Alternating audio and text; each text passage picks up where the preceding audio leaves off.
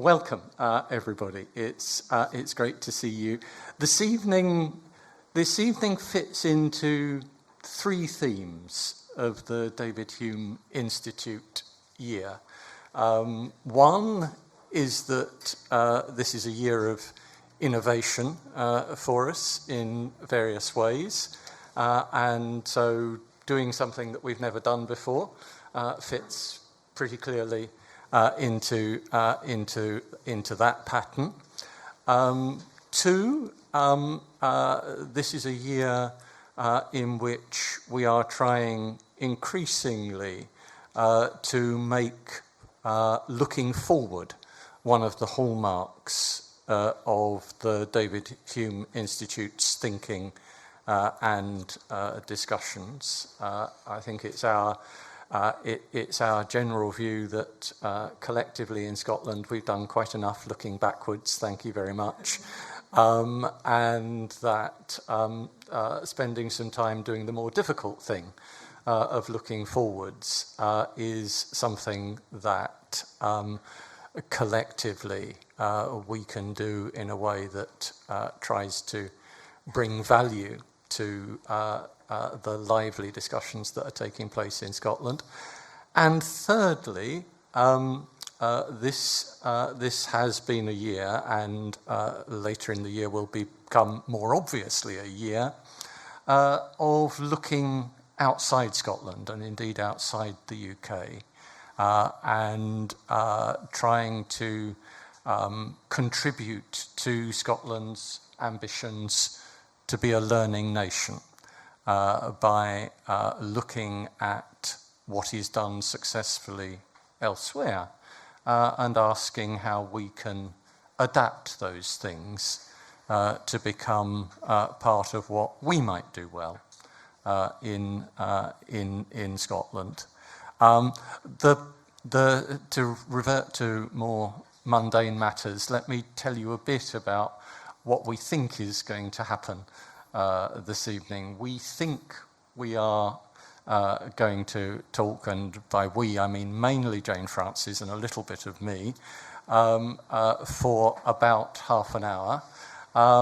And then we think we are going to try and have a bit more of a collective discussion.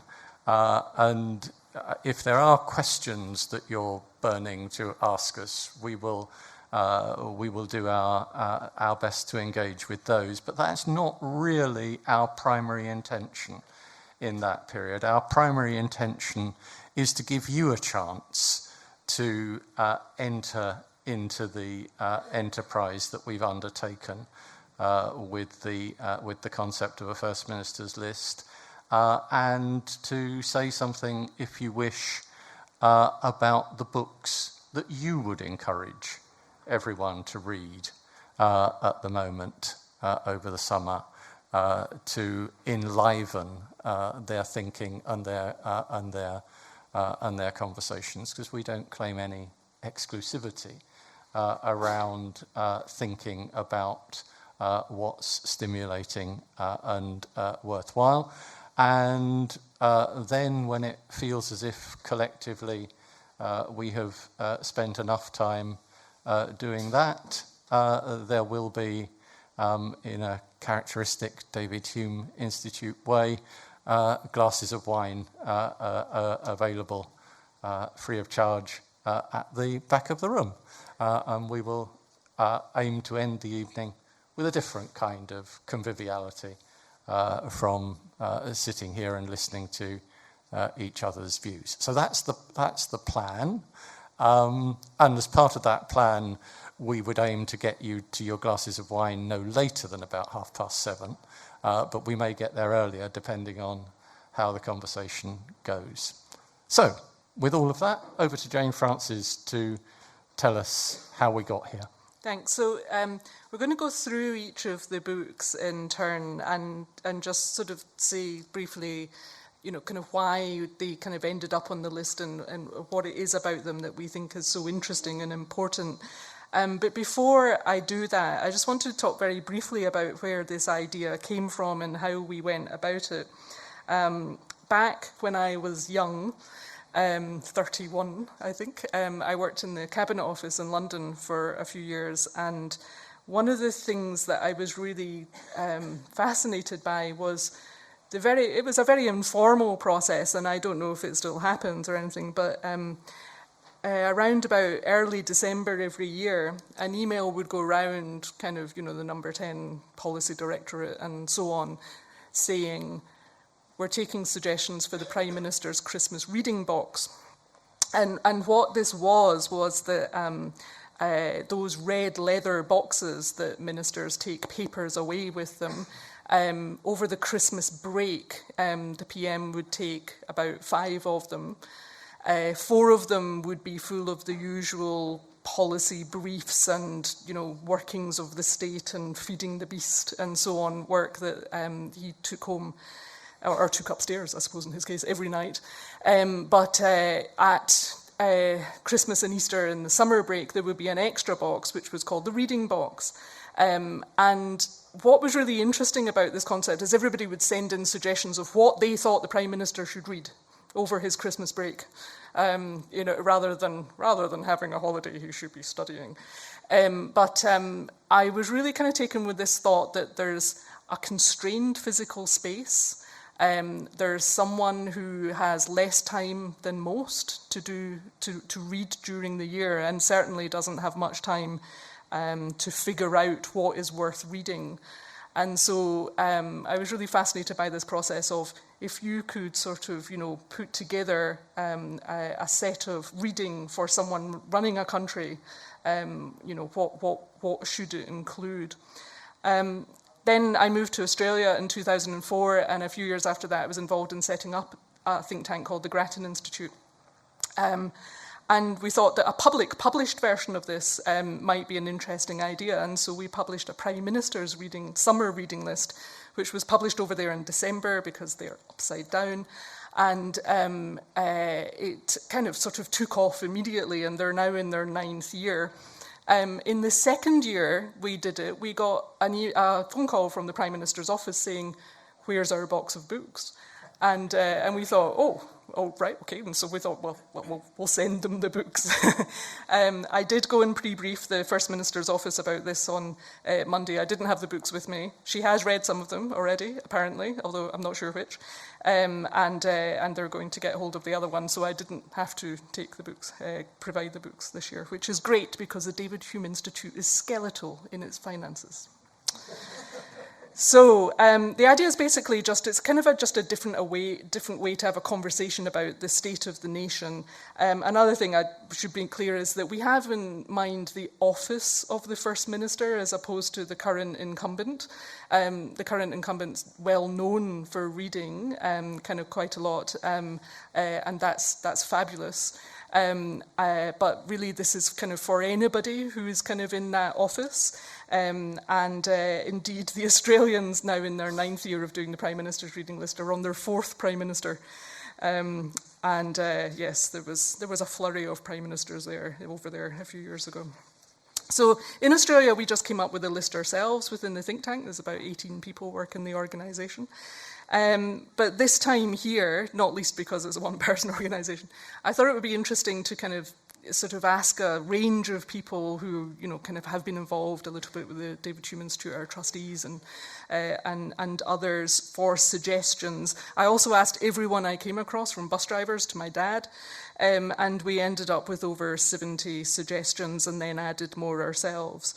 We wanted the books to be well written, based on evidence, and to have something interesting and important to say about Scotland, the world, and our future, and for them to be broadly policy related, as I explained to a disappointed friend the other night who publishes performance poetry. We don't stand by everything that the books say, but we wanted them all to be good reads, and we wanted them to be a mixture of things from Scotland, from the rest of the UK and overseas. We wanted them to be reasonably recent, but if an older book had something really compelling to say about our current situation, then that was great. And there was one in Australia that we put on that was actually published 40 years ago, but was just incredibly well written and incredibly relevant for the situation in Australia, so we did that. It turns out that all of these, apart from one, were published in 2017, so it's an unusually recent list, and the one, Fire and Ashes by Michael Ignatieff, was published in 2013. So we found it's hard to choose just 6, and so I want to be honest about the 2 ways in which we cheated. First, we did end up with 7 books, 2 of which were treated as a pair, and we also, in the introduction, and we couldn't resist this because we're the David Hume Institute, suggesting that people also, I mean, obviously anyone who's here this evening attending a David Hume Institute event would have read the inquiry concerning human understanding, but just in case you haven't, and in case it was a while ago, we'd love to refresh that. And I came across, there's a website called 5 Books, where they ask kind of well-known people what 5 books they would recommend about a particular topic or books that have influenced them. And they asked the Nobel economist Paul Krugman about 5 books that had influenced him. And the first one he chose was Hume's Inquiry. And one of the things he wrote about it was, about having, the thing that it taught him was, he said, the only reasonable way to approach life is with an attitude of humane skepticism. You look at people who are very certain and have these beliefs of one form or another, and you think, maybe they really know something. And what Hume says is actually, no, they don't. And he said it was one of the most influential books that he'd ever read. So, as we kind of talk through and you kind of take a look at what, sorry, they're playing ping pong through there. And we hope it's just not too disturbing. You might discern some themes, but they weren't deliberate. The books weren't chosen according to theme, but of course, whenever you choose a list of something, some themes emerge, and that's interesting in itself. And finally, as John said, this is just our list. So we'll start with Michael Ignatieff's Fire and Ashes, and I'm going to get John to start talking about it. Okay, as this gives me the chance to reinforce something that Jane Francis has said, that that the inclusion of books on this list does not imply endorsement of any particular thought that you may find in any of the books, and the subtitle of the Michael Ignatieff book is Success and Failure in Politics. And that gives me the opportunity to say that there is nothing pointed in the titles of any of our books. The strength of the Michael Ignatieff book for me is that it is relatively rare for politicians who have achieved the highest levels of political activity to write about their failures as well as their successes. But in choosing a book that has the word failure in its title, we are very explicitly not making any points about the First Minister or anything that may or may not happen in Scotland. Or any past or future First Minister. Indeed. Or any other minister. But like I think all of the books on the list, this book contains thoughts which, although they may be rooted in a particular subject or a particular context, seem to us to have a genuine transferability. And although Michael Ignatieff published this book in 2012, so well before our contemporary realities, he writes in very interesting terms about the denial of the right to speak in politics. What he describes as the denial of standing, the transformation of the political debate from a debate between competing ideas to an attempt, in effect, to push your opponent off the stage by denying their legitimacy to say anything of any kind, so that it becomes first and foremost a competition for the not just for the right to be heard, but to some extent for the right to drown out your opponents by claiming that yours is the only legitimate voice in the debate. And in valuing a book that writes about that set of ideas, we're not making a particular point about Scotland. We're choosing this because we think it's a way of seeing what is happening in a number of places in the world, in terms of the way in which the nature of political debate has shifted. And all of these books have lots of quotable bits in them, and I have just very carelessly lost the quote I was going to draw particular you need to use these little flags. Attention to. Yes, I have a personal aversion to ever writing on books, so nothing in this book is marked with pencil. But I found it. He has a sentence here that says that talks about the new politics of the permanent campaign, and he says that in the world of politics as a permanent campaign, the distinction that governing is campaigning, the distinction between governing and campaigning that was once perhaps very clear to us in our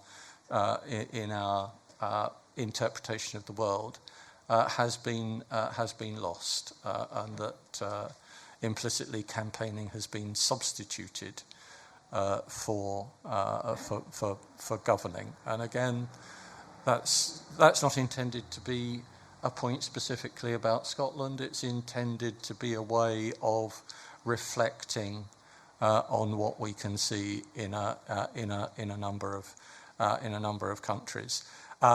And he's writing here about essentially the experience of losing a political campaign in Canada against an opponent that he clearly thinks any competent politician should have been able to beat, and so he's examining how you could possibly lose an election from a position in which you are convinced that you have all the best arguments, and you're convinced that your opponent is half on their knees before you even throw a punch, and so it's an extraordinarily honest and self-critical examination of the responsibilities and challenges of political leadership, and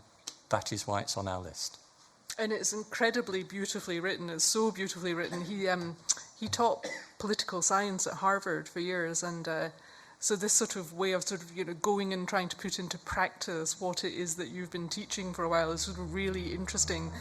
Seeing the difference between the lived experience and talking about it in the classroom. He also he had been out of Canada for maybe 25, something like that, years, by the time that he went back to stand for Parliament there. And so he has really interesting reflections on what it is like to go back to your home country and work there. And having done the same thing a few years ago, I found that particularly interesting as well. The next book we didn't realise is by a Scot, but we're going to claim her, in fact, because it turns out that Cordelia Fine's mother is Anne Fine, who wrote Mrs. Doubtfire. We learned this. This is breaking news for us. We learned this at 6:01, in fact. I had looked up, kind of where it said she was a Canadian-born British author, but her mother is from here. She's now based at the University of Melbourne. She's a psychologist. So what Testosterone Rex, this book, does is look at the idea that men's and women's brains are fundamentally different, this concept that men are from Mars and women are from Venus. And she basically closely examines that hypothesis and finds that the science is clear that there are no essential male and female characteristics like competitiveness or caring. And she really forensically takes apart the often decades-old psychological and other experiments, including fruit flies and mice and all of that kind of stuff that you can imagine. Poorly designed, often decades-old experiments that suggested that there are these essential characteristics, and traces how this kind of very familiar story of, kind of roles of different genders in the society was constructed over time. So you can really see the implications for debates about gender equality. She says there are no essential male or female characteristics, not even when it comes to risk-taking and competitiveness, the traits so often called on to explain why men are more likely to rise to the top. And she also looks at the political economy on it. So there's one point where she's looking at how toys have been increasingly marketed as for boys or for girls. She said this sentiment is echoed in a Sunday Express article by journalist James Dellingpole, who writes that a toys business's job is to make profit, not engage in social engineering. Some thoughtful readers might wonder why the laissez-faire philosophy of gender-neutral marketing is social engineering, why toy aisles that dictate which toys are for whom are considered to be leaving things to take their natural course. But Dellingpole has a further complaint. Gender-neutral marketing is futile, he says, because those XX and XY chromosomes will out in the end. In short, calls for gender-neutral toy marketing are seen by some as tantamount to demands that toy companies put themselves out of business by disrespecting boys' and girls' true natures. It's a really authoritative examination of the evidence, and she's just won the Royal Society Prize for a Science Book of the Year with this, but it's also really hilariously funny, and I have to warn you that if you're reading it on a bus or something like that, or be careful if you're drinking coffee, because it might end up in a book, because she writes really well, and she uses various kind of experience from her whole own family to kind of illustrate the points that she's making, and it's very, very funny. So that's Testosterone Rex. The next book, I see that the publishers of the next book are sitting here in the second row, is Darren McGarvey's Poverty Safari, which is published by Luath. This is really interesting, this book, because as I mentioned earlier, we had a very long list that we were trying to kind of bring down to 6, and at one point we weren't sure if this was going to make it in the cut from 7 to 8 to 6. And then over the course of a few days, I just realised that everybody was talking to me about it. And in fact, I even went down to see the David Hume Institute's accountant, whose husband is right here in the 4th row. I told Harriet I would mention her. And she mentioned that she had just finished reading it after you had read it and so on. And then someone else mentioned that, someone they knew had bought it to give away to everybody they knew, and so on. And so we kind of thought, no, we need to keep this in. Look, there's so many interesting things to say about this book. It's based on his own experience growing up in a deprived part of Glasgow, including telling the story of some trauma that happened to him as a child. And he's very clear that he tells those stories as a Trojan horse to get attention to his analysis of the wider issues around poverty and so on, including the ineffectual interventions, according to him, of what he calls the poverty industry. And one of the things that I've written in the description in the papers that you have in your hands is that this fact that it's based upon first-hand experience and self-analysis. Actually, there was one reviewer, it's actually Carol Craig, who wrote that she referred to a freshness that reminds me of some of the writings of early Enlightenment thinkers who used their own experience and observation as their basis for thought. So actually, I met Darren McGarvey last week, and one of the things I was able to say to him was, I think David Hume would have liked you. Because obviously we're the authority on it. It's also kind of fantastic because it kind of completely transcends left and right. He's clear that the challenges faced by communities like the one he grew up in Pollock are linked to badly managed economic change and poverty and inequality. But he also stresses the importance of agency and personal responsibility, again drawing on his own experience of working through the addictions caused by what he calls a soup of stress that he grew up in. And so he writes, you're no use to any family, community, cause or movement unless you're first able to manage, maintain and operate the machinery of your own life. And this reminded me really strongly, and I told Darren about this when I met him last week as well, and gave him another book to read about it, I worked for a couple of midwinters in far north Queensland. In midwinter in far north Queensland, the temperature gets down to about 26, 27 degrees, and so I could more or less bear it. There's in Australia, a very prominent Aboriginal leader called Noel Pearson, who has one of the biggest brains of anyone on the planet I've ever come across. And he has this similar kind of analysis that says, I'm fed up with this discussion about whether one thought is left-wing or right-wing. I just need you to address the needs of our communities. And I don't care where ideas come from. There are good ideas kind of all over the place, and can you please just get on with it? So Noel used to refer to that as the politics of the radical centre.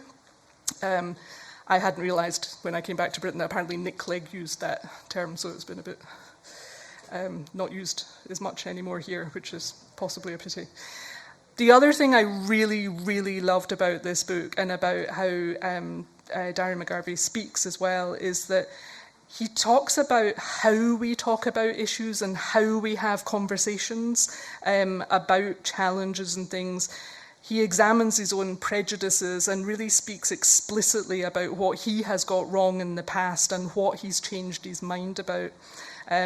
And about how we can move beyond what he sees as a current polarisation in debate. So in an interview, he said, we sort of reduce all the issues to sound bites and all people to caricatures, which we then argue against as if it was the real thing. In the book, I'm explicit about the areas where I've been guilty of this, and I invite the reader to analyse their own behaviour. And so I just found that incredibly refreshing. The Financial Times review called this honest, articulate and urgent. And I agree with that. So well done for publishing it. The next book that we put on the list is After Europe by Ivan Krastev, and I'll get John to talk about that. Okay, you can't have a book list in 2018, can you, that does not have something about Europe in it, given our current preoccupations. But although Brexit makes the occasional fleeting walk-on appearance as an extra in this book, this is not fundamentally a book about Brexit, because it's not fundamentally a book written from the perspective of the UK. It's not about the UK's future relationship with Europe or Scotland's future relationship with Europe.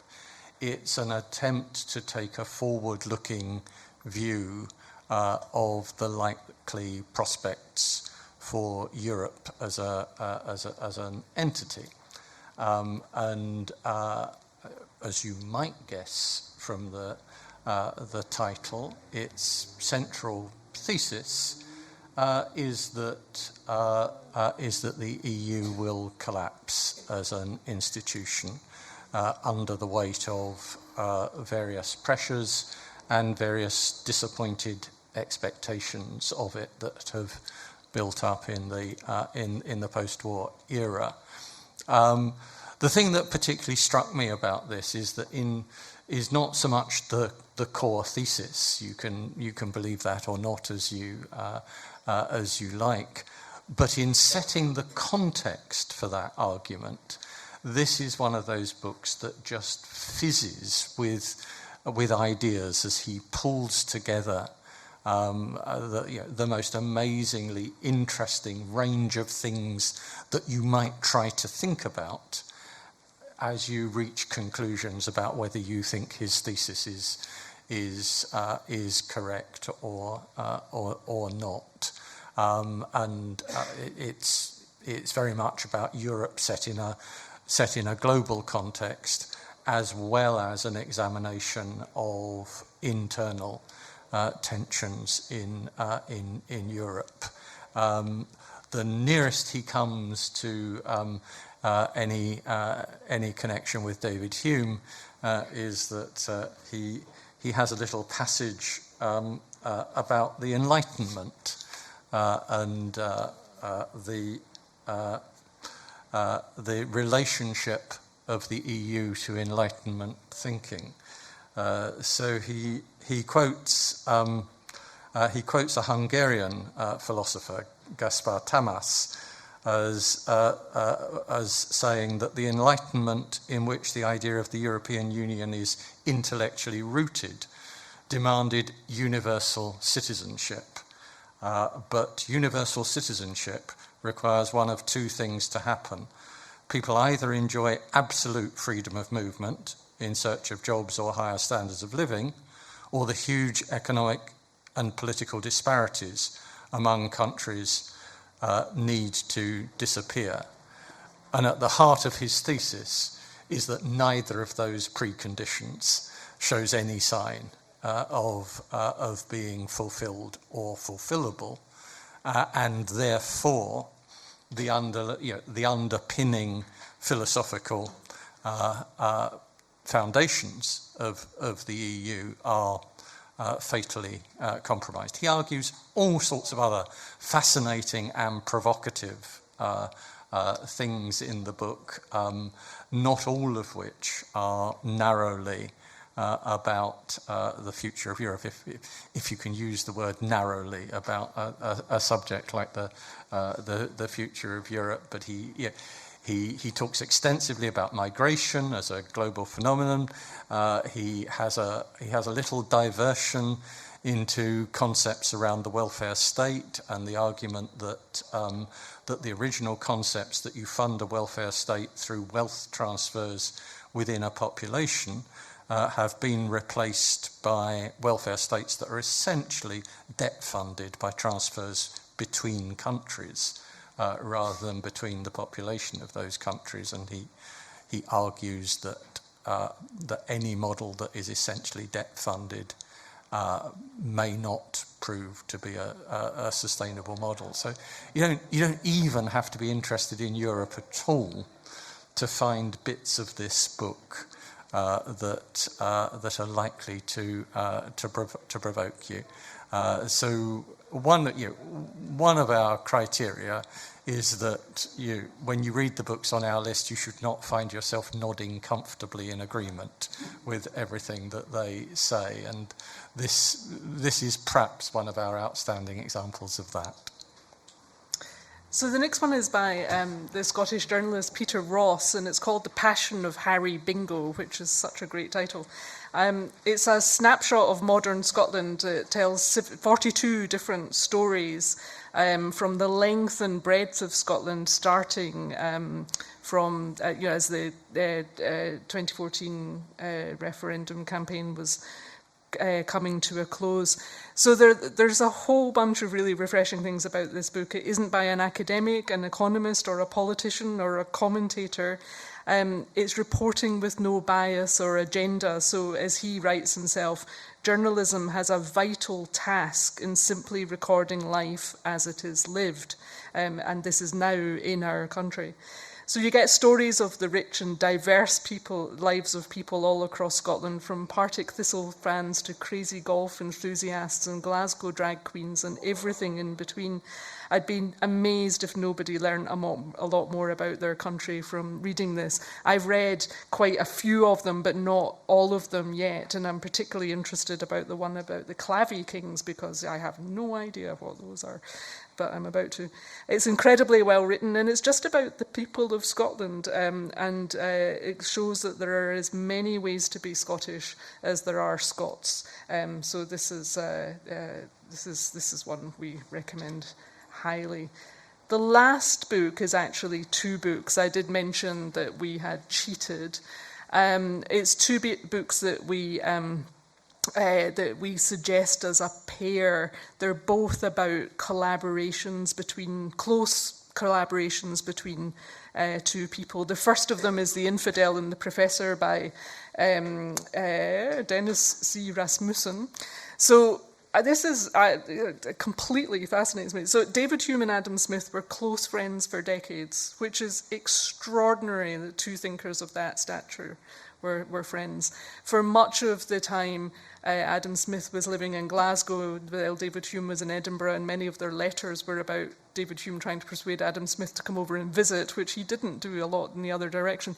The thing that amazes me about that, and this thing about, sort of that kind of intellectual ferment that was happening in Edinburgh at the time, is that in the early years of Adam Smith travelling to Edinburgh to attend meetings of the Select Society and have dinner with friends, stay with David Hume and so on, it took 13 hours to get from Glasgow to Edinburgh. It was before trains. You would basically go by coach, and the suspension wasn't great, so it wasn't the kind of thing where you could just open up your Apple MacBook and do some work. So you would kind of bounce along rutted tracks and spend the night in West Lothian and then complete the journey the next morning.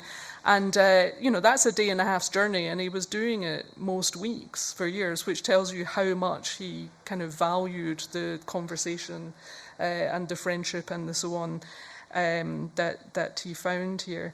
So this is the first book to consider the friendship between Hume and Smith and what they kind of, the ways in which they influenced each other, and which is amazing. And they kind of said, well, history is full of conflict, but this is about a friendship, and maybe that's one of the reasons why it's the first book. But also, of course, Hume's contributions to economics have been as neglected as Smith's contributions to philosophy. And so, in fact, the evolution of strict academic disciplines really separated them out into those two kind of disciplines in a way that they would not have recognised, and I'm sure wouldn't have approved of. So this is what it's, and it talks about how different personalities they were, and one of the examples of this that they give is they're very different approaches to whether they made known publicly their views about religion, hence The Infidel and the Professor. So, Jesse Norman MP, who wrote a review on this, he's just about to publish a book on Adam Smith. He wrote in his review that Hume was possibly more agnostic than atheist, but, that made no real difference at the time. And because he made this known, he wasn't able to get a job as an academic while he was alive. And so, unfortunately, the universities of Edinburgh and Glasgow both have the honour of having basically kind of refused to employ David Hume. A fact I enjoy reminding Edinburgh University of whenever I'm sitting in the David Hume Tower. Meanwhile, Adam Smith had a much more cautious attitude to kind of this being known. Jesse Norman wrote that, you might think that that's hypocrisy or kind of just sort of not being brave, but he said it's difficult for us to measure the pressure that orthodoxy could exercise upon people's lives, even in a relatively free country such as Scotland. He says, indeed, the viciousness of some of the attacks against those deemed to be free thinkers were reminiscent of some of the, kind of sort of outer reaches of Twitter, as it were. He said, so Rasmussen writes, when Hume published the volumes of his History of England on the Tudors after those on the Stuarts, it was said by a critic that he wrote his works backwards, the way witches say their prayers. which I thought was great. So they learned from each other. I mean, in fact, Smith learned more from Hume and was influenced more by Hume because Hume was 12 months older and had published his major works by the time that Adam Smith started publishing his. But that they learned so much from each other reminded me of one of the distinctive characteristics of the Scottish Enlightenment, which was that ideas were tested here in an environment that practiced civil discourse. Indeed, the practice of tolerance, so I'm reading this from the thing that's written in there, of difference, dissent, and argument was one of the most important characteristics of the time. The advances made in the Enlightenment were possible in large part because the Scots vigorously disagreed with one another. Critically, they knew how to engage other points of view in a way that made progress possible. And that reminded me of Darren McGarvey kind of sort of getting us to think about how to be able to have conversations better about things that we disagree rather than entrenching into polarised positions. So the book that we have alongside that is Michael Lewis's The Undoing Project. So this is a cracker of a read, as you would expect from Michael Lewis. And it's another story of figuring out how to get on with others in order to make progress. It's about the partnership between Daniel Kahneman and Amos Tversky, who together fundamentally changed our understanding of human behaviour. Everything that we know about cognitive biases, loss aversion, and so on comes from the work that those two men did together, despite the fact that they too were very different men. And their partnership was sometimes fraught, but they figured out how to work together to bring the world this amazing work. And unfortunately, Tversky died before he could be jointly awarded the Nobel with Danny Kahneman, who was given it in 2002, first psychologist to win the economics Nobel, which was great. So those are the books that we chose. As we said, you know, we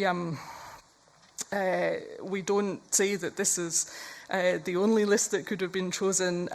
We promised everyone who made suggestions to us that we wouldn't ascribe people to suggestions or anything like that, but I'll make one exception, which is about my dad, who suggested at the Loch of the Green Corrie by Andrew Craig, which he said, just because it's such a beautiful book and people are meant to be on holiday, you know. I just want to say sorry, Dad, and hand back to John. Okay, well, that's probably a good lead-in. It might be predictable that you would feel the urge to ask us why book X or book Y is not on the list. I hope we've illustrated that one of the features of the list is to try and get a variety of a different kind of books. So, irrespective of which book you asked us about, our answer would be one of three things. And our answer would never be because it wasn't a good book. We would say one of three things. We would say either no one suggested it, or secondly, it was a great book, but in trying to get the mix right, we had to make some really tough decisions. Or we would say in some cases, we deliberately set aside some very recently published works on the grounds that we could reasonably have another bite at the cherry with those. And we had a little bit of a bias towards some books that had been around a little bit longer and had more of a chance to enter public discourse.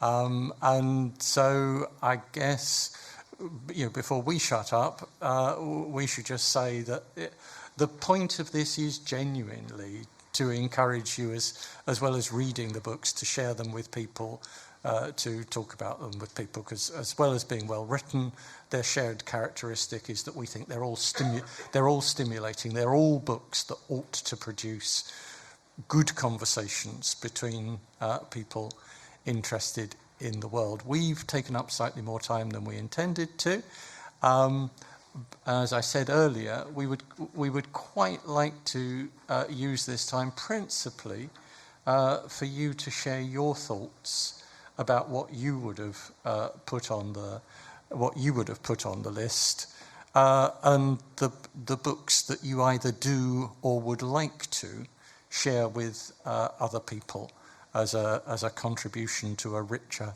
debate in Scotland. Over to you. And there's a microphone coming. There is. If you feel like tell us who you are, that would be great.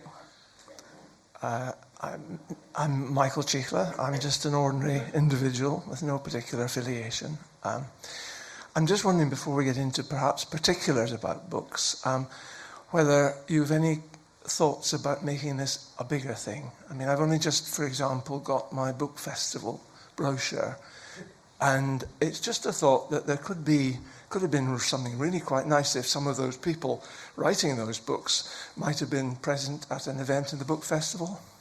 Well, this is just the first year of it, so yes, again, I mean, it's sort of built over time there as well. We wanted to test it out, make sure people thought it was interesting, and don't worry, we'll be suggesting to the book festival that they might want it.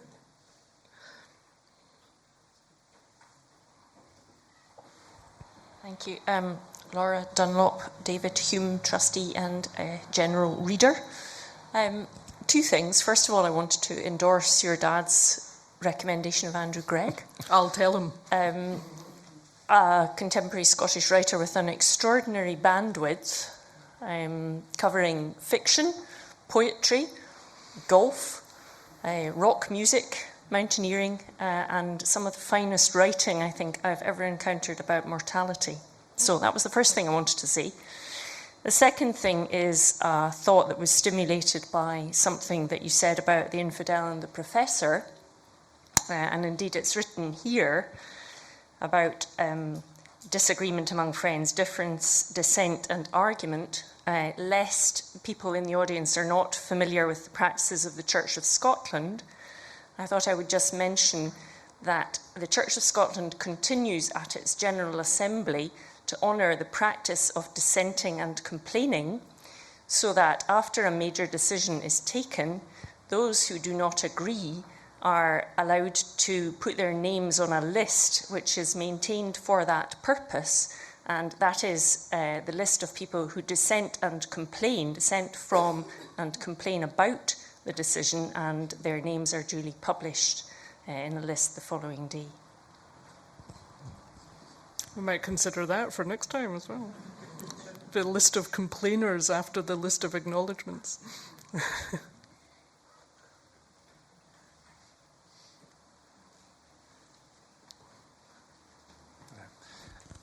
My name is John Elliott. I'd like to recommend a book. I recently read a book about a town in America that is not unlike many towns in Scotland, a town that has suffered great industrial decline. And it's a book which is based upon research, I think about 2 years' research. So it reflects not only upon the experience of decline, but it also looks at how the town tried to drag itself up, and indeed points in some way to the future. And that book is called Janesville.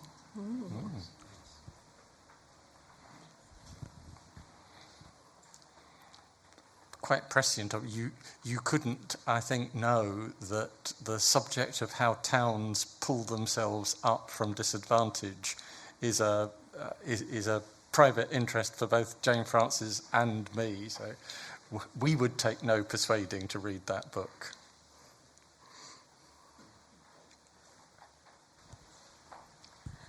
Thank you very much. Vanessa Glynn, European Movement in Scotland, and a reader. Although all the books on your list were new to me, so thank you very much indeed for introducing those to me.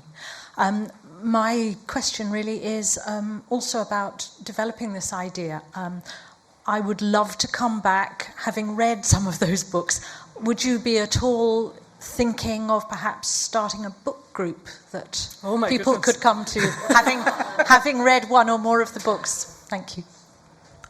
Fascinating idea. You could start your own, of course.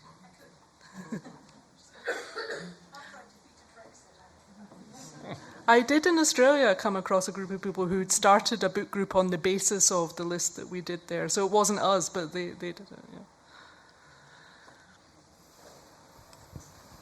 yeah. Andrew Bruce, I work for Scottish Futures Trust and a keen reader as well. And yeah, thank you for the list of 7 books, of which I've read 2, and very much enjoyed both Poverty Safari and Michael Lewis's The Undoing Project. On the second of those, and for those that are interested in a more detailed study of kind of behavioral economics, I've really enjoyed a book by Danny Kahneman called Thinking Fast and Thinking Slow, and some others may have read that, but as a more in-depth analysis of all the behavioral biases in the way that we make decisions, and he sets out what he calls System 1 and System 2 in that book, as to how his analysis as to how we make quick decisions and the biases that are introduced when we do so is really, really interesting. The other book I wanted to mention, which may fall into the category of been published too soon, is David Goodhart's book, The Road to Somewhere, The New Tribes Shaping British Politics. And I believe that was on the long list for this study. And I'm actually in the middle of that book. You only know that because your wife Harriet is a David Hume Institute's accountant who noticed a piece of paper in my bag. Possibly. But we kept quiet about the long list. As a piece of an analysis to attempt to explain the Brexit vote, it's a really interesting piece of work. He sets out what he describes as the anywheres and the somewheres, and the political leaders' abandonment, as he would see it, of the somewheres who are very much rooted in their communities and who have not felt represented for such a long time in politics, is his thesis as to how we came to vote to leave the EU. I'd kind of perhaps suggest that most members of the David Hume Institute probably fall into the anywhere category, but maybe that's just one kind of one thought. So, I was actually taught by Daniel Kahneman when I studied public policy in America, and he was, as well as being an absolutely lovely guy, he was a really gifted teacher. But I think he used to amuse himself by setting us kind of, sort of essay assignments and so on with slightly different incentive structures each week to see how we would respond. And we can take that suggestion as proof that this list is not my list as controlled by me, because I too will rabbit away about that set of ideas to anyone who can be persuaded to listen, and not just in a Brexit context, but as a way of understanding the world. As we were making our final decisions, we were slightly warned off the book by someone pointing out to us that he's got himself involved in some difficult controversies at the moment, and we didn't want this first list to get mixed up with a public controversy that was nothing to do with what we were trying to discuss. It came within a whisker, and it might make a comeback. You never know. And as for David Hume Institute trustees, I've heard the thought that Edinburgh lawyers are classic examples of somewhere people, because their lives are lived predominantly in a close physical geographical environment. They have socialization patterns that tend to be closely linked to their profession, and the way that's sometimes put is that if you try to compare Edinburgh lawyers and coal miners, there are more similarities than there are differences.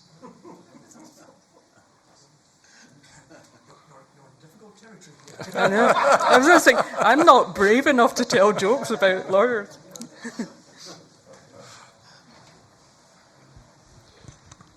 David Purdy from the Institute for Advanced Study at the university. I'm delighted to see this book on Hume and Adam Smith, which I think is long overdue, the discussion of the intellectual development of both of them, because we must always remember that David Hume was seen in his own lifetime as a historian rather than as a philosopher, whereas Adam Smith was seen in his lifetime as a philosopher rather than an economist, thanks to his excellent book, The Theory of Moral Sentiments.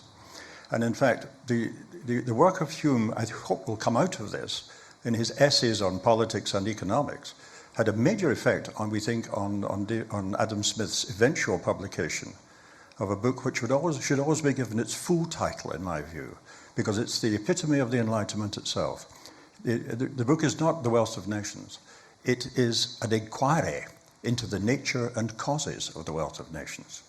And one other point about Hume's work outside of philosophy and history, in fact, was his political discussions about the evolution of political development, which found its way very directly into the United States Constitution, in the Federal Number 10, which was written by Thomas Jefferson. Very, very seminal. One final point about your colleague. You said that Edinburgh lawyers are somewhere men. Is that right?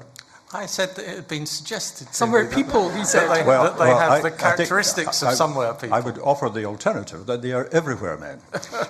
And because, as the great humorist Chick Murray pointed out, there are more lawyers in Edinburgh than there are people in Scotland.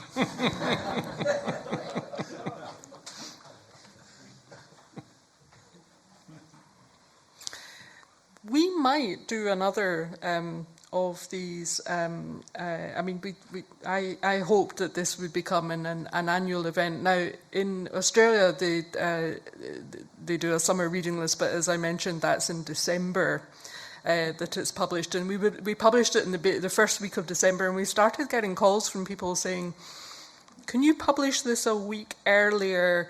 I use it for Christmas present ideas." And so, you know, it's a public policy think tank, it's there to serve. And so we published it a week earlier after that. And so if we do it annually, we may shift it to December. So if you see the second annual list coming up 6 months from now, you'll know why.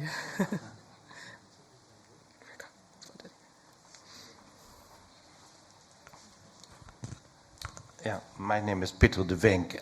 This is a fantastically interesting exercise, and congratulations that you have initiated it.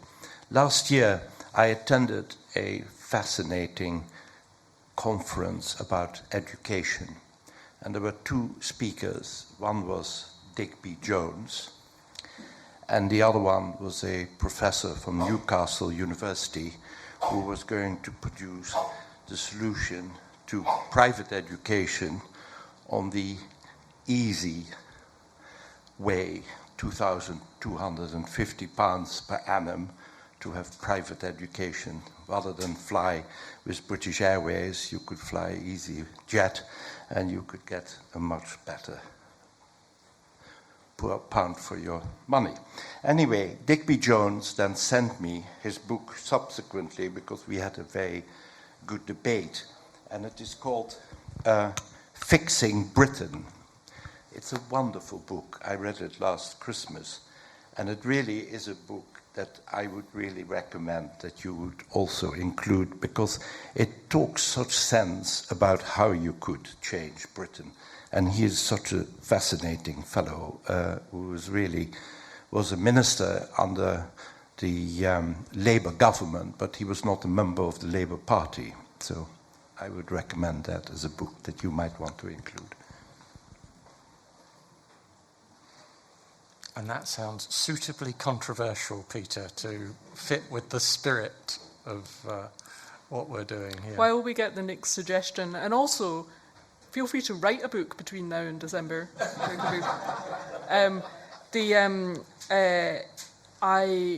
wanted to also mention that after the third or fourth year when we did this in Australia, they started adding what we called a wonk list. So we wanted the books that were on the list to be well written and available to a general reader. And that kind of cut out most academia, essentially most academic work, and in particular most academic economics work with a lot of econometrics. And so anything that was very policy wonky or kind of very, very technical then was kind of given a home at the back of the thing called the wonk list. And so I got my eyes on possibly doing something like that as well. So if you want to suggest something technical, there might be a home for it. And please. Oh, there we go. Gavin McDougall from Lewis Press. Delighted to see that you've selected Poverty Safari on the list, and of course there's lots of other Lewis books that I would suggest, but I won't here today. I think it's a fantastic initiative and well done for doing it. As was said, I think it would lend itself to events at book festivals all over Scotland, all over Britain, and there are 40 book festivals in Scotland alone, let alone elsewhere. There's also a fantastic scheme currently in England and Wales, not yet in Scotland, called Reading Well, Books on Prescription, which is dealing with dementia and mental health issues and so on, where the Reading Agency has selected a small list of books suitable for those. And I'm sure this selection would be suitable for the entire nation's mental health in one way or another. But just a question really, in the selection process, how much, so it's a reading list for the First Minister, how much did you, in making the selection, think of the current incumbent as opposed to a First Minister? And secondly, when this list goes into the public domain, did you concern yourselves as to gender balance? So the answer to the first question was we deliberately didn't think about the current incumbent. That was really explicit in our minds. It was any First Minister, sort of. And also because we wanted to make sure that it would be really interesting for any Scot interested in, the future of the country and challenges and so on. So in Australia, we would put, there was always one of the 6 or so books there that was fiction. Because we wanted to give the sense that, or as my dad put, they're on their holidays, to give the sense that, we would want our leaders to be well-rounded individuals, but the current incumbent is very well known for reading a lot of fiction, so we didn't feel the need to kind of do that in this case. But so any First Minister, not the current incumbent. Gender, there's it's tough, but you might find this as publishers as well. We were amazed at the dominance of male authors and, the kind of 75 suggestions that we ended up in. And so that's the kind of challenge that you find in every other walk of life, and we will continue to, try to address it. And Cordelia Fine has a lot to say about it, so it's an extra reason for recommending her book.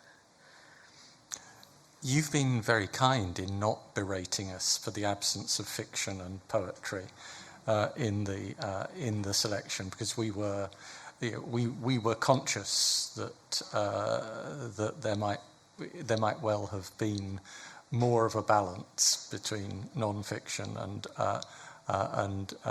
fiction, and for the future we certainly don't preclude that. Although I think you can imagine how much harder it is to decide that someone should read one novel rather than another novel than to do what we've done with the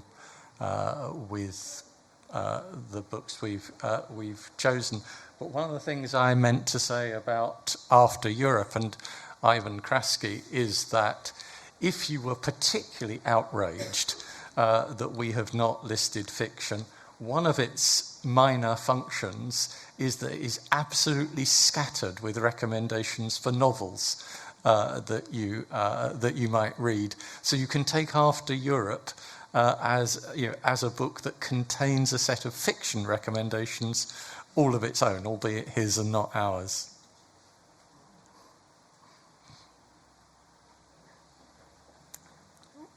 I'm going to have a second go, speaking as a lawyer based in Edinburgh. I just want to mention the book I finished last week, which is East West Street by Philippe Sands, which is a magnificent book. It is essentially, it's about international law, and it discusses the origins of the concepts of genocide and crimes against humanity.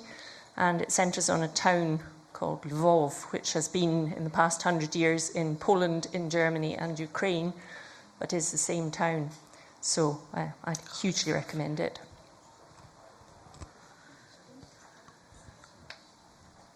Oh, somebody, there's a late-breaking change of mind there. Hi, I'm Christian Kerr. I work for Berlin I'm Publisher. sorry. Hi, Lewis. This is a problem with choosing books from one Scottish publisher but not another. It's really fine. It's fine with you. I just, in terms of what you were saying about fiction, I'm really interested to see Poverty Safari and Testosterone Rex here, because they've both been shortlisted for the Orwell Prize, I think, along with Ali Smith's Winter, which is one of the first novels to be shortlisted for that prize in a long time, reflecting the state of the nation. But my question or sort of observation is just, as we're talking, it seems that there are a lot of prizes for fiction, and I think doing a reading list is actually a different thing from a prize, and I'm getting the feeling, as we're all sitting here, that people are sort of thinking and forming intentions in a way that maybe happens less with prizes. So thank you. No, it's great. I remember when I first sort of kind of was talking to people about, this, it was actually a publisher who said to me, no, you have to be really strict about the dates between which the book is published. And I said, well, no, that's how prizes work. We're thinking about kind of what should you read. If you're, really want to be stimulated in thinking about the future of the country, it's a really different thing. And you're right that there are lots of prizes for fiction, and books that are kind of sort of more policy related might have sort of less of those opportunities to be highlighted. But also, we would love it if over time, kind of being highlighted more actually sort of, resulted in more good evidence-based, high-quality Scottish policy-related non-fiction being published.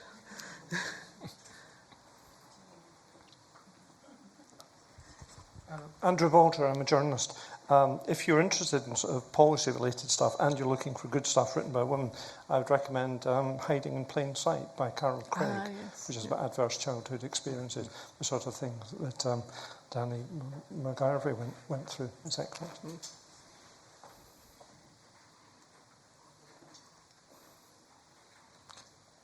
Okay, I'm getting a sense that glasses of wine are beginning to send subliminal messages from the back of the room, calling to us.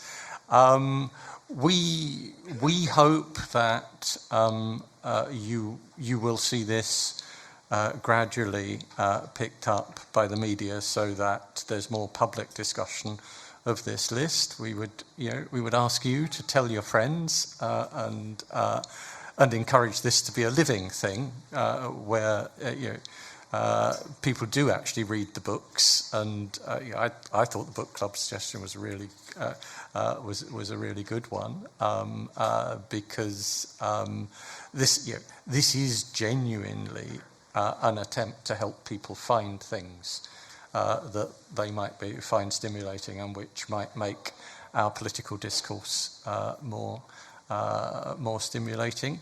We have hopes that the First Minister will say something, and I'm just signalling that I've got a couple of thank yous to make. Right. So good. I just don't want him to say charge for the wine, because then the thank yous will be lost in the stampede. So if the First Minister does say something, that will obviously help raise its profile. We're really heartened by your positive response to what to what is an experiment. So you've encouraged us to stick with it, even if the world does not particularly notice this first endeavour. I think we can promise you that this is not the last attempt to do this. And with that, I'll pass you back to Jane Francis. So it's already out there in the wild. I pressed the enable button on our website at about 10 to 6, so people can get it up there. 2 more events coming up on the 19th of July at Edinburgh Business School. Jesse Norman MP is talking about the book he is about to publish on Adam Smith and how Adam Smith has been misunderstood. Then on the 6th of September, something I definitely recommend that you read, which is the David Hume Institute upcoming research on Scottish productivity, which will be launched on the 6th of September. So that's all I've got. I've got 2 quick thank yous. One to Anna Sloan, who is one of the 2 women opening the wine as we speak. Anna's done a lot of work on this reading list and it's enormously appreciated. She just made it easy, so thank you. And Anne Sibbald, who is pouring the orange juice, has done sterling work again on the logistics of this event. Although the fairy lights were already here, but we might adopt them. It would be great. So thank you to them, and thank you very much for coming. And yes, tell all your friends, and please join us in a glass of wine. Anybody? Oh, sorry.